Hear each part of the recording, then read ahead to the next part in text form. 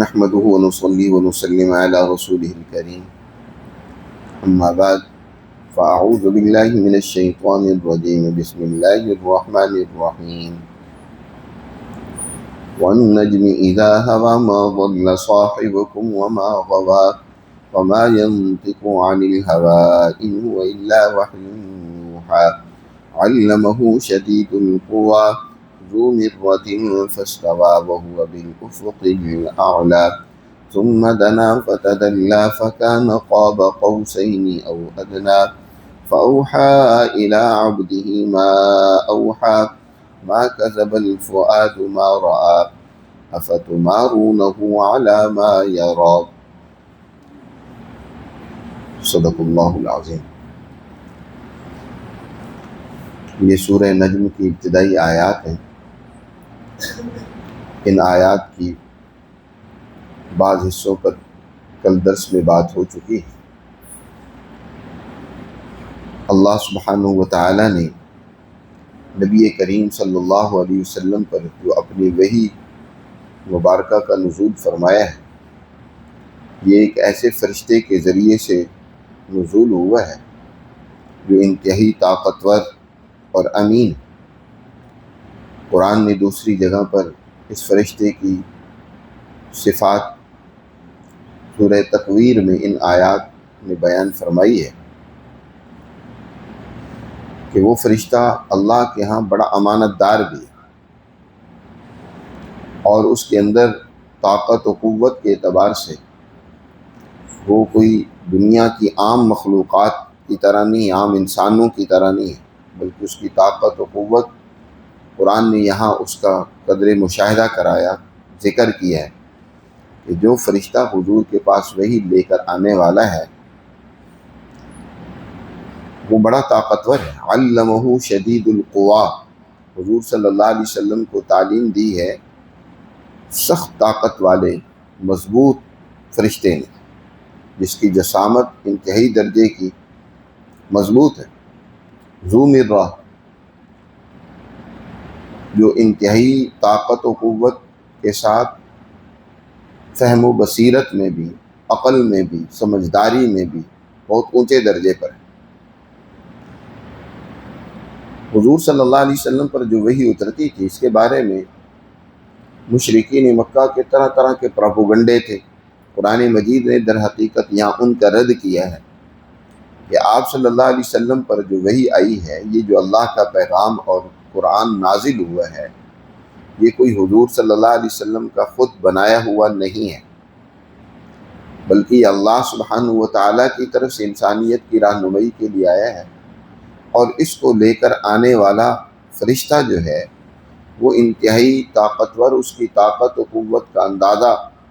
آپ اس سے لگا سکتے ہیں کہ چشم زدن میں آنکھ جھپکنے کے برابر وہ سدرۃ المنتہا جو اس کائنات کی انتہا کی جگہ ہے، وہاں سے چلتا ہے اور لمحے کے اندر چشم زدن میں وہ اس زمین پر پہنچ جاتا ہے، اور اس کی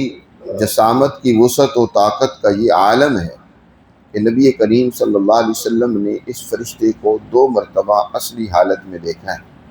اور یہ بھی آپ صلی اللہ علیہ وسلم کی خصوصیت ہے، وگرنہ آپ سے پہلے کسی نبی نے جبرائیل امین کو ان کی اصلی طاقت و قوت یا شکل میں نہیں دیکھا۔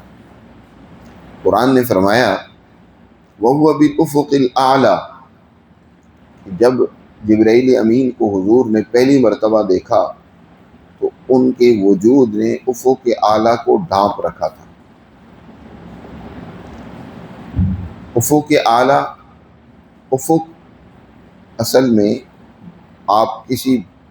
طویل اور لمبے صحرا میں کھڑے ہوں تو آپ کو نظر آتا ہے جیسے دور سے زمین و آسمان آپس میں مل رہے ہیں، اس کو افق کہا جاتا ہے۔ حضور صلی اللہ علیہ وسلم پر جب پہلی وحی مبارکہ نازل ہوئی غار حرا میں، جبرائیل امین حضور کے پاس تشریف لائے، اس کے بعد کچھ عرصہ وحی کا سلسلہ منقطع ہو گیا، اس کو فترت کا زمانہ کہا جاتا ہے۔ پہلی وحی کے بعد جب وحی کا تسلسل نہ رہا تو آپ صلی اللہ علیہ وسلم میں ایک بے تابی پیدا ہوئی، اس وحی کے حوالے سے آپ کے اندر ایک رغبت اور شوق بڑھا، آپ بے چین رہنے لگ پڑے، اور آپ دعا کرتے تھے کہ یا اللہ وہ ناموس جو میرے پاس پہلی دفعہ آیا ہے وہ دوبارہ آئے، وہ تیرا پیغام میرے پاس لے کر آئے۔ اور آپ صلی اللہ علیہ وسلم کی یہ بھی تمنا اور خواہش تھی کہ میں اس کو دیکھوں کہ وہ جبرائیل امین، اس کی اصل طاقت و قوت کیا ہے۔ تو حضور صلی اللہ علیہ وسلم کے پاس جبرائیل امین اس طرح تشریف لائے، آپ غار حرا میں جاتے رہتے تھے، اس کے بعد بھی آپ کے غار حرا میں وحی کے پہلے سلسلے کے بعد بھی آمد و رفت رہی۔ آپ ایک دفعہ تشریف لے گئے تو آپ نے دیکھا کہ جبرائیل امین کے وجود نے گویا کہ افق کے اعلیٰ کو ڈھانپ رکھا ہے، آسمان کے اطراف شرقی اور غربی جانب کو ان کے پروں نے پورا محیط کر رکھا ہے، آسمان کا کوئی حصہ نظر ہی نہیں آ رہا۔ جبرائیل امین کے 600 پر ہیں، اور اس دن انہوں نے صرف 2 پروں کو کھولا تو انہوں نے ساری افق کو ڈھانپ لیا، اس کو اپنی فضا کو، ساری آسمانی فضا کو اپنے وجود کے اندر اس کا احاطہ کر لیا۔ باقی تو بھی پر حضرت جبرائیل امین نے کھولے ہی نہیں۔ تو حضور صلی اللہ علیہ وسلم نے جبرائیل امین کو ان کی اصلی شکل و صورت میں، طاقت و قوت میں دیکھا۔ قرآن نے یہاں اسی کو بیان فرمایا کہ وہ بڑی طاقت و قوت والا ہے، ذو مرہ، مرہ عربی میں کہتے ہیں اس رسی کو جس کو بل دیا گیا ہو، رسی کو جب بل دیا جاتا ہے اس کی مضبوطی اور بڑھ جاتی ہے، مراد اس سے وہ طاقت و قوت میں اضافہ ہے۔ اور یہ لفظ صاحب حکمت کے لیے بھی بولا جاتا ہے، جو سمجھدار، دانا، عقل مند ہوتا ہے۔ اس لیے شدید القوا سے جسمانی طاقت و قوت کا بیان ہے، اور ذو مرہ سے ان کی عقلی فہم و بصیرت کا بیان ہے۔ یہ انسان کے اندر 2 ہی قسم کی طاقتیں اور قوتیں کار فرما ہیں، ایک تو اس کی جسمانی طاقت، قلبی قوت جس کے ذریعے وہ عمل کرتا ہے، دوسری اس کی دماغی اور عقلی قوت جس کے ذریعے سے وہ فیصلہ کرتا ہے۔ تو یہ دونوں قوتیں اللہ نے اس فرشتے میں اعلیٰ درجے کی رکھی ہیں۔ جی، جسمانی طاقت بھی اونچے درجے کی ہے اور ذہنی طاقت و قوت بھی اونچے درجے کی ہے۔ فاستویٰ، اور اس نے اونچائی کا قصد اور ارادہ کیا، وَهُوَ بِالْأُفُقِ الْأَعْلَى، اس حال میں کہ وہ فرشتہ، وہ ناموس وحی لانے والا افق اعلیٰ پر تھا، اور افق اعلیٰ پر ہوتے ہوئے حضور کے قریب آیا۔ ثم دنا فتدلی، حضور صلی اللہ علیہ وسلم کے قریب آیا، پھر بہت قریب آیا۔ تدلی عربی میں تدلی کہتے ہیں کہ اپنے مقام اور منزل پر رہتے ہوئے ایک چیز کو نیچے لٹکا دینا۔ کنویں کے اندر جو ڈول ڈالا جاتا ہے اس کو دلف کہتے ہیں، کہ اس کی رسی اس کے ہاتھ میں ہوتی ہے، ڈول ڈالنے والے کے ہاتھ میں ہوتی ہے، اور وہ نیچے پانی کے اندر پہنچ رہا ہوتا ہے، تو اس کو عربی میں دلف، یا اسی طرح وہ انگوروں کے پھلوں کے خوشے جو درخت کے ساتھ لٹکے ہوئے ہوتے ہیں اور نیچے جھک رہے ہوتے ہیں، ان کو بھی عربی میں متداولہ کہا جاتا ہے۔ جی، ثمرۃ المتداولہ، یعنی وہ پھل جو نیچے لٹک رہے ہیں، نیچے پہنچ رہے ہیں۔ یا اسی طرح کوئی آدمی کرسی پر یا پلنگ پر بیٹھا ہوا ہو تو اس کے پاؤں جو نیچے پہنچ رہے ہوتے ہیں، لٹکے ہوتے ہیں، ان کو بھی عربی میں الرجل المتداولہ کہا جاتا ہے، یعنی نیچے پہنچنے والے پاؤں۔ مراد اس سے یہ ہے کہ جبرائیل امین کا وجود تو وہاں فضا میں تھا، اور دوسری طرف وہ حضور صلی اللہ علیہ وسلم کے قریب ہو گیا، اتنا وجود تھا ان کا کہ حضور صلی اللہ علیہ وسلم کے بالکل قریب آ گیا۔ اور اس قرب کو بھی اگلی آیت میں بیان فرمایا، اتنا کہ فکان قاب قوسین، اتنا قریب آ گیا حضور کے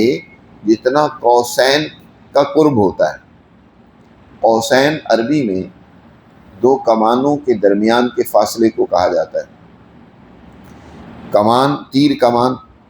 اس کے دونوں سائڈوں پہ ایک تانت بندھی ہوتی ہے جو اس کے دونوں کناروں کو کھینچی ہوئی ہوتی ہے، ان دونوں کو قوسین کہا جاتا ہے، درمیانی فاصلے کو۔ زمانہ قدیم میں ہوتا یہ تھا کہ دو سردار کسی قبیلے کے، دو بڑے،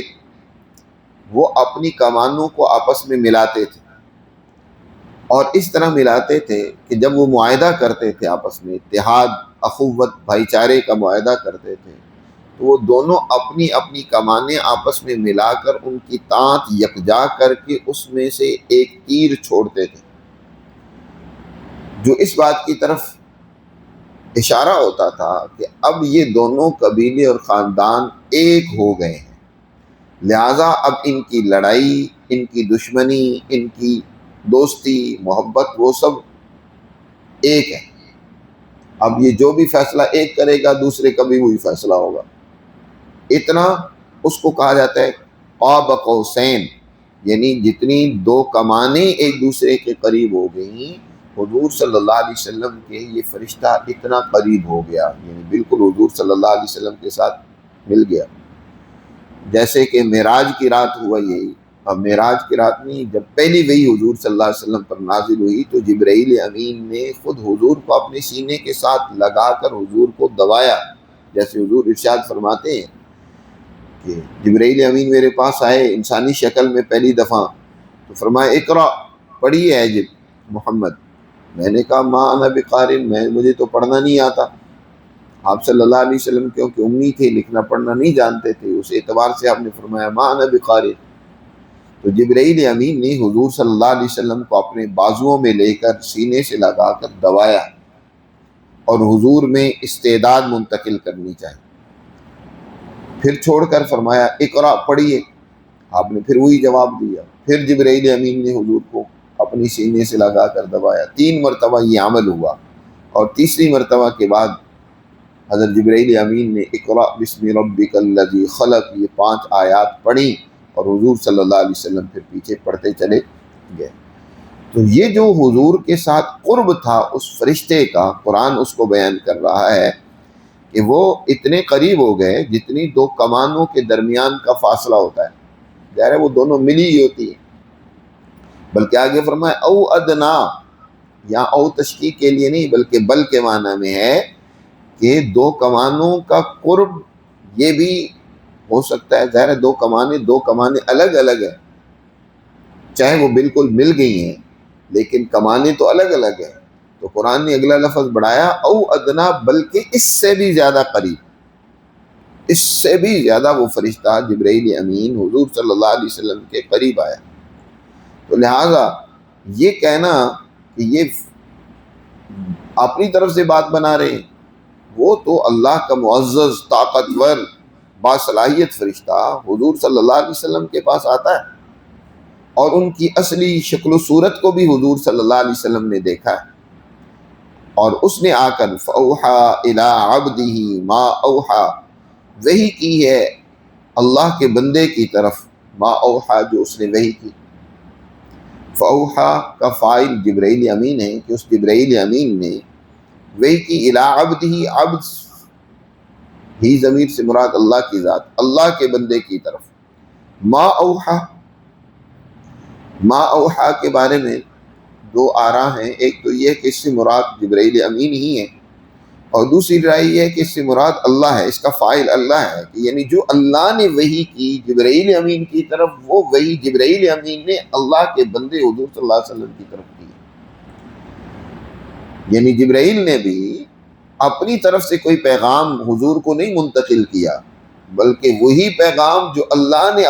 جبرائیل امین کو دیا، وہی پیغام اللہ نے، وہی جبرائیل امین نے اللہ سے اس پیغام کو لے کر حضور صلی اللہ علیہ وسلم کی طرف پہنچایا، اور پھر ما کذب الفؤاد ما رأى، جو کچھ آپ کے دل نے دیکھا ہے، جو کچھ آپ کی آنکھوں نے دیکھا ہے، آپ کے دل نے بھی اس کی تصدیق کی ہے، دل نے بھی یقین سے جانا ہے کہ میں کیا دیکھ رہا ہوں۔ انسانی زندگی میں ایسے بہت سارے مواقع آتے ہیں کہ انسان بسا اوقات آنکھوں سے ایک چیز دیکھ رہا ہوتا ہے لیکن دل اس کو نہیں تسلیم کر رہا ہوتا کہ یار یہ جو میں دیکھ رہا ہوں یہ وہی ہے۔ کئی دفعہ انسان کی آنکھوں کو دھوکہ نظر آ جاتا ہے، دھوکہ لگتا ہے، مثلا خاص طور پر صحرا میں انسان ہو نا، تو دور سے پیاس لگی ہو تو اسے یوں لگتا ہے جیسے وہاں پانی ہے، دور سے ریت چمکتی ہوئی اسے پانی نظر آتی ہے، لیکن قریب جاتا ہے تو وہ پانی نہیں ہوتا، سراب ہوتا ہے۔ اس طرح انسان کی آنکھوں کو دھوکہ ہو جاتا ہے۔ اللہ نے یہاں فرمایا کہ آپ صلی اللہ علیہ وسلم کو دھوکہ نہیں ہوا، کہ جو کچھ آپ کی آنکھوں نے دیکھا آپ کے دل نے بھی اس کو سچا جانا کہ میں واقعتاً یہی چیز دیکھ رہا ہوں، جبرائیل امین ہی کو دیکھ رہا ہوں۔ حقیقت جو دیکھی وہ دل نے بھی اس کی تصدیق کی۔ آپ صلی اللہ علیہ وسلم پر آنے والی وہی پوری وثوق اور یقین کے ساتھ اس پر آپ کو ایمان ہوتا تھا، جیسے ایک انسان کو اپنی انسانیت پر یقین ہوتا ہے کہ میں انسان ہوں، یا اسی طرح انسان کو جیسے اپنی اولاد کی اولاد ہونے پر یقین ہوتا ہے نا کہ یہ میری اولاد ہے۔ اللہ کے پیغمبر صلی اللہ علیہ وسلم کو اپنے نبیوں نے اللہ کی وحی پر، جبرائیل امین یہ اللہ کے فرشتے ہیں اس پر اس سے بڑھ کر یقین تھا کہ یہ اللہ کے فرشتے ہیں، اس میں درمیان میں کوئی شیطانی وسوسہ نہیں ہے، شیطانی طاقت و قوت درمیان میں نہیں۔ اللہ نے ان تمام طاقتوں اور قوتوں کو ان کے لیے ایک پابندی اور روک لگا دی کہ اللہ کے پیغام کے آنے میں درمیان میں کسی شیطان کا کوئی عمل دخل نہیں ہو سکتا۔ وہ اللہ ہی کا پیغام ہے جو حضور صلی اللہ علیہ وسلم کی طرف بھیجا جا رہا ہے۔ فرمایا ما کذب الفؤاد ما رآ، تکذیب نہیں کی آپ کے دل نے جو کچھ آپ نے دیکھا، یعنی آپ کے دل نے بھی اس کی تصدیق و تائید کی۔ افتمارونہ علی ما یرا، کیا تم شک کرتے ہو اس پر جو پیغمبر صلی اللہ علیہ وسلم نے دیکھا ہے؟ آپ صلی اللہ علیہ وسلم نے جو کچھ دیکھا ہے مکہ کے مشرکوں، تمہیں شک ہے، تم مرا شکوک و شبہات میں مبتلا ہو جانا، اس بنیاد پر تم اس قرآن کے بارے میں کہتے ہو کہ یہ گڑنتو بات ہے، یہ اس کو کسی کاہن نے ان کے ذہن میں ڈال دی، کسی شیطان نے وسوسہ پیدا کر دیا، اس نے ذہن میں خیالات پیدا کر دیے۔ نہیں،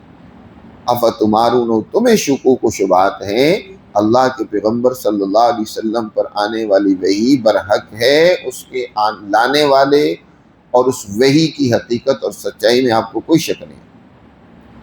اچھا، پھر یہی نہیں کہ جبرائیل امین کو حضور صلی اللہ علیہ وسلم نے صرف ایک مرتبہ دیکھا ہے بلکہ 2 مرتبہ دیکھا۔ ایک تو ابتدائی زمانہ میں وحی کا جب آغاز ہوا اس وقت دیکھا، اس کا تذکرہ پچھلی آیات میں ہوا، اور دوسری مرتبہ معراج کی رات دیکھا، عند سدرۃ المنتہی وَلَقَدْ رَآهُ نَزْلَةً أُخْرَىٰ، اور تحقیق حضور صلی اللہ علیہ وسلم نے اس فرشتے کو دوسری مرتبہ بھی دیکھا ہے، عند سدرۃ المنتہی، کہاں پر؟ سدرۃ المنتہی کے پاس، سدرہ کہتے ہیں بیری کو۔ اب اس کی کیا حقیقت ہے، وہ کس طرح کا بیر کا درخت ہے اللہ ہی بہتر جانتا ہے، اور اس کے علم کے ساتھ ہمارا نہ دنیا کا کوئی فائدہ ہے نہ آخرت کا کوئی فائدہ ہے کہ ہم اس کی معلومات حاصل کریں کہ وہ درخت اس طرح کا ہے، اس کی یہ نوعیت ہے۔ بس اتنی بات ہے کہ اس کائنات کی انتہا وہاں جا کر ہوتی ہے، گویا اس دنیا اور کائنات کی انتہا کا آخری مقام اور آخری منزل جو ہے وہ سدرۃ المنتہی ہے۔ معراج کی رات نبی پاک صلی اللہ علیہ وسلم یہیں تک تشریف لے گئے تھے، اور یہاں پر پھر جبرائیل امین کو حضور صلی اللہ علیہ وسلم نے ان کی آخری دوسری مرتبہ ان کی اصل شکل میں دیکھا۔ ان آیات مبارکہ کی 2 طرح کی تفسیریں کی گئی ہیں، اور یہ 2 تفسیریں صحابہ کرام سے منقول اور مروی ہیں، اس لیے دونوں طرح کی آراء ہیں۔ ایک تفسیر تو حضرت ابن عباس رضی اللہ تعالیٰ عنہما اور دیگر صحابہ سے، اور دوسری تفسیر حضرت عائشہ صدیقہ رضی اللہ تعالیٰ عنہ سے۔ حضرت عائشہ صدیقہ رضی اللہ تعالیٰ عنہ ان آیات کی تفسیر میں بیان فرماتی ہیں کہ یہ جو دیکھنا ہے جبرائیل امین کو ہی دیکھنا ہے، یہ دوسری مرتبہ سدرۃ المنتہی کے پاس جس معزز شخصیت کو حضور نے دوسری مرتبہ دیکھا ہے، جس کا تذکرہ ان آیات میں ہے کہ وَلَقَدْ رَآهُ نَزْلَةً أُخْرَىٰ، اس سے مراد جبرائیل امین ہی ہے۔ باقی رہا اللہ کو دیکھنا، یہ دنیا میں کسی انسان کی بساط طاقت و قوت میں نہیں ہے کہ انسان اللہ کو دیکھ سکے۔ اللہ کا نور، اس کی تجلیات، وہ بہت وراء الورا ہے۔ حضرت امی عائشہ صدیقہ رضی اللہ تعالیٰ عنہ یہی فرماتی ہیں۔ بعض دوسرے صحابہ فرماتے ہیں کہ نہیں، اس سے مراد اللہ سبحانہ و تعالیٰ کی رؤیت ہے، اور اللہ نے اپنے نبی صلی اللہ علیہ وسلم میں وہ استعداد اور صلاحیت پیدا کر دی تھی کہ آپ نے اللہ کو، اس کی تجلی اور نور کو وہاں معراج کے موقع پر سدرۃ المنتہا کے پاس دیکھا تھا۔ اور وہ بھی یاد رکھیں، جو رؤیت باری تعالیٰ کے قائل ہیں کہ حضور صلی اللہ علیہ وسلم نے اللہ کو دیکھا، اس سے مراد اللہ کی ذات نہیں ہے۔ ذات بحت تو بہت اونچی ذات ہے، یعنی اللہ کی ذات وہ تو وراء الورا ہے۔ اللہ کی ذات اور مخلوقات کے درمیان میں اللہ کے نور کے تجلیات کے بڑے پردے، بڑی تہیں ہیں اللہ کی تجلیات و انوارات۔ وہ اللہ کی ایک تجلی ہے جس کو حضور صلی اللہ علیہ وسلم نے مشاہدہ کیا،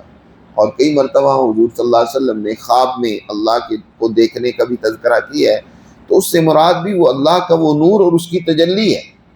اسی تجلی کا تذکرہ قرآن نے دوسری جگہ پر موسیٰ علیہ السلام کے واقعے میں بھی کیا ہے کہ جب موسیٰ علیہ السلام نے اللہ سے عرض کی تھی کہ یا اللہ مجھے اپنے آپ کو دکھلائیں، تو اللہ نے فرمایا کہ اے موسیٰ تم نہیں دیکھ سکتے، تمہارے اندر اس کی طاقت و قوت نہیں ہے، البتہ میں اپنی تجلی ڈالتا ہوں اس پہاڑ پر،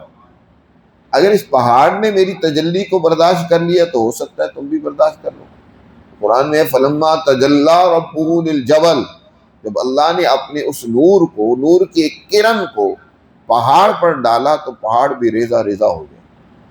اس کے اندر بھی برداشت کی طاقت و قوت نہیں تھی۔ تو اللہ کی انوارات و تجلیات وہ تو اتنے، ان کی وولٹیج ہے، اتنے وہ تیز شعائیں ہیں، اتنا وہ تیز نور ہے۔ پھر وہ بھی نور،